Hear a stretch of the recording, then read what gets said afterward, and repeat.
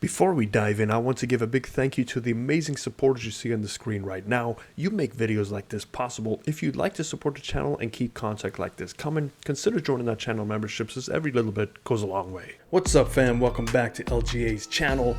Today's video is yet another deep dive into golf swing theories, but before we begin, no, we're not dissecting any one coach or theory, so if that's what you're here for, feel free to skip ahead using the timestamps below or come back for the next video where we will return to our usual swing analysis breakdown based on who's leading the current vote. I love you, you love me, I can shake it up this tree.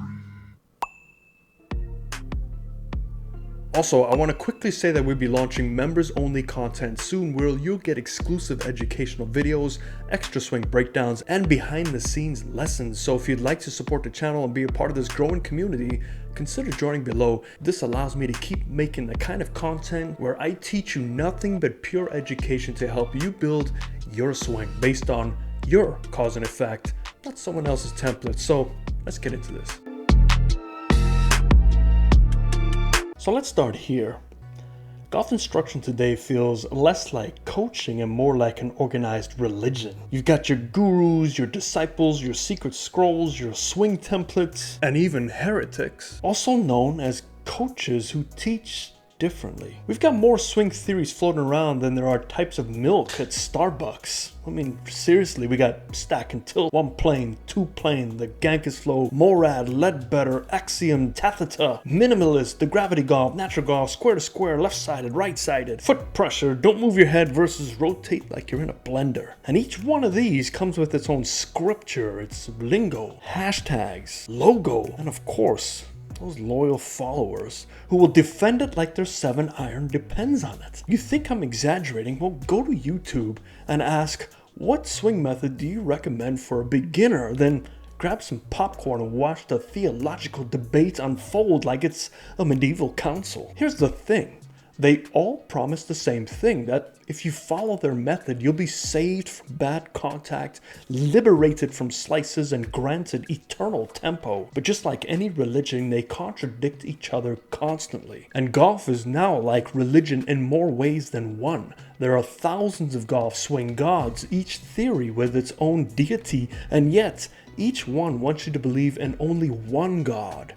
Theirs. They don't want you to explore. They want total devotion. If you start questioning the doctrine, you're either a non-believer or you're just not doing it right. Now let's be honest, most of these theories wouldn't have survived without social media. Before Instagram and TikTok, if you had a theory and couldn't prove it in person with hundreds of students, it faded into the abyss. Now, you can take two swings, overlay them in slow-mo, add some arrows and dramatic music, and bam! Revolutionary new swing pattern discovered. Coaches have become influencers, followers have become customers, and the content isn't focused on education, it's focused on engagement. And the funny thing is as we have seen, most of these swing gurus can't even do their own swing they're teaching you to do, and when you question them, they say they're doing it differently.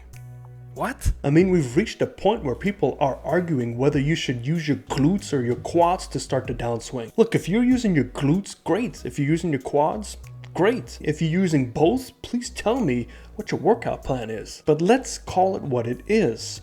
A branding war. And that's before we even get into the Indiana Jones syndrome. And you know how every coach today seems to have found a secret move that no one else in history of golf has ever discovered. Shh. Yeah, that's not how history works. They say things like, I've discovered a new law.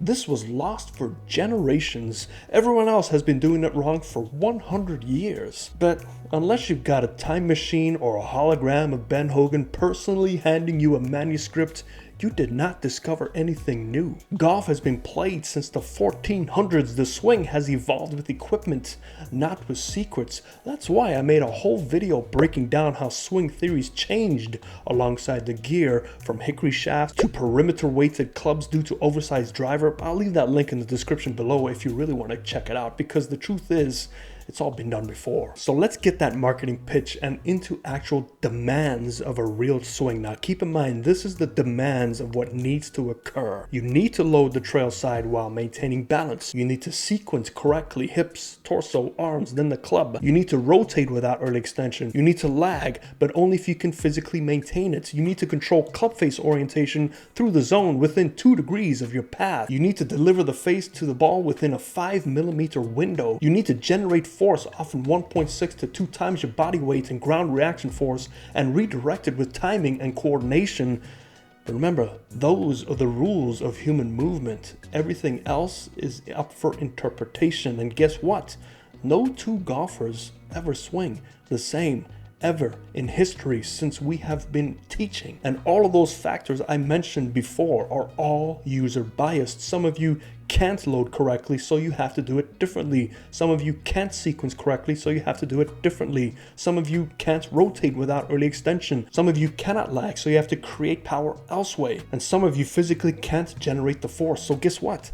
You are stuck with your limitations. You can either change the tool of the club or change your body's tool. And if you don't have the time and energy to change your body's tool, you are stuck with what you have. And you have to learn about your compensations based on your cause and effect, which is ultimately based on your setup and your body limitations, and work within what you have. So let's get a reality check for the odds of the average golfer. The national average score is still 91. Average greens hit by a 15 handicapper, 22%.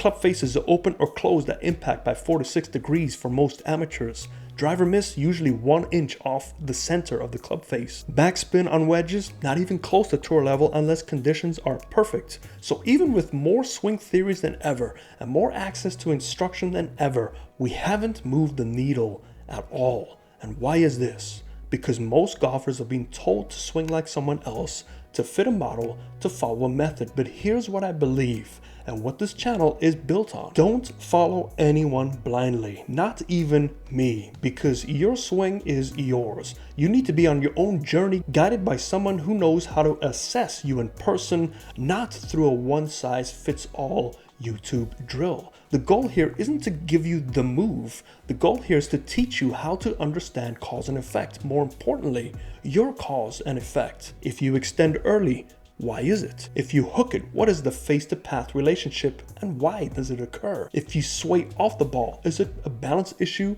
a concept issue, or as simple as a setup issue? And is your setup and body positioning working against each other or helping each other? Sometimes they can offset each other and it can work. These are the questions that matter and they should matter to you. And yes, I've used many of the same positions that these theories teach, but I've used them with students who actually match those mechanics. And guess what?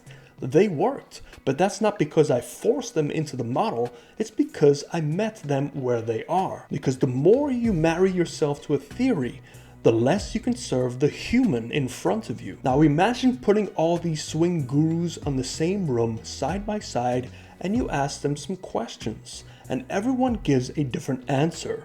So what do we do with that? We either admit that someone's lying or someone's not willing to be open-minded. Either way, the lesson is clear. There is no single method that fits everyone. And that's why I use many theories, but only when they suit the students, not the other way around. Because the moment we flip the script, we stop teaching people and start pushing dogma. If you learn anything from this video, here are some takeaways.